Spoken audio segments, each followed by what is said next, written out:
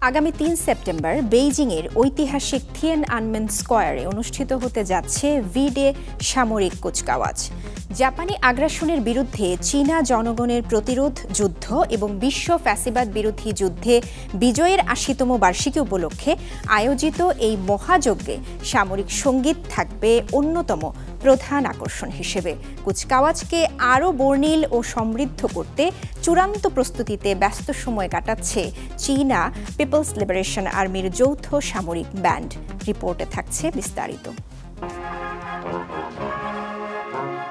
Victory ডের মহামিলনকে ঘিরে চলছে নিবিড় মহড়া। সহস্রাধিক শিল্পী নিয়ে গঠিত চীনের গণমুক্তি ফৌজের যৌথ সামরিক ব্যান্ড শেষ মুহূর্তের প্রস্তুতিতে ব্যস্ত সময় পার করছে। সেনাবাহিনীর সব শাখার অভিজাত শিল্পীদের মধ্য থেকে বাছাই করা এই ব্যান্ড কুচকাওয়াজে সঙ্গীত পরিবেশনের মাধ্যমে যুক্ত করবে এক অনন্য মাত্রা। শত শত শিল্পীর মধ্যে নিখুঁত সমন্বয় নিশ্চিত করতে চলছে ব্যক্তিগত, বিভাগীয় এবং পূর্ণাঙ্গ মহড়া। বিশেষ গুরুত্ব দেয়া হচ্ছে ফরমেশনের নির্ভুলতা ও সঙ্গীত পরিবেশনার নিরবিচ্ছিন্ন রূপান্তরে। আমরা বিভিন্ন পোস্ট ও স্থান থেকে একত্রিত হয়ে একটি শক্তিশালী যুদ্ধ ক্ষমতা গড়ে তুলি। তাই আমাদের প্রশিক্ষণের মূল জোর থাকে দলগত কাজের কার্যকারিতার উপর। এই বছরের ভান্ডারে থাকছে প্রতিরোধ যুদ্ধের যুগের ক্লাসিক গান থেকে শুরু করে আধুনিক সামরিক march, march of steel torrent এবং battle song of a strong force. সঙ্গীতকে আরও শক্তিশালী ও উপযোগী করতে কিছু সুরে আনা হয়েছে সূক্ষ্ম পরিবর্তন। যেমন মার্চ অফ স্টিল টরেন্টের গতি ৯০ থেকে কমিয়ে ৮৮ বিট করা হয়েছে, যাতে অনার গার্ডের পদক্ষেপের সঙ্গে মিলিয়ে তৈরি হয় আরও গম্ভীর ও মহিমান্বিত আবহ। সবচেয়ে আবেগঘন মুহূর্ত ধরা পড়ে যখন মহড়ায় বাজানো হয়েছিল I love the battle blue sky of my motherland.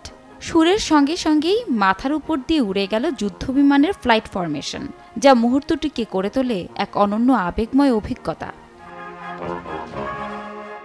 Thematic সুরের সাথে সামঞ্জস্য আনতে এবছরের কোরাল প্রিলুডে কাঠের বাঁশির ব্যবহার বাড়ানো হয়েছে। ক্ল্যারিনেট বিভাগও সম্প্রসারিত হয়েছে, ১০০ থেকে বেরিয়ে দাঁড়িয়েছে ২০০ শিল্পীতে, কারণ এই যন্ত্রটির রয়েছে অসাধারণ সমৃদ্ধ অভিব্যক্তির ক্ষমতা।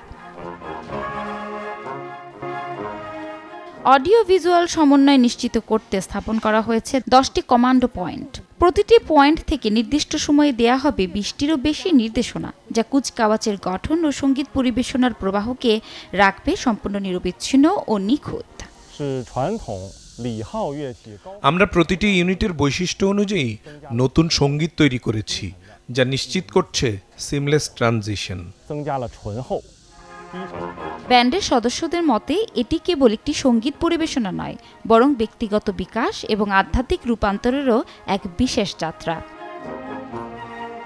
যৌথ সামরিক ব্যান্ডের এই কঠোর প্রস্তুতি কেবল একটি আনুষ্ঠানিক পরিবেশনা নয়, বরং আধুনিক চীনের সামরিক শক্তি ও জাতীয় ঐক্যের প্রতীক।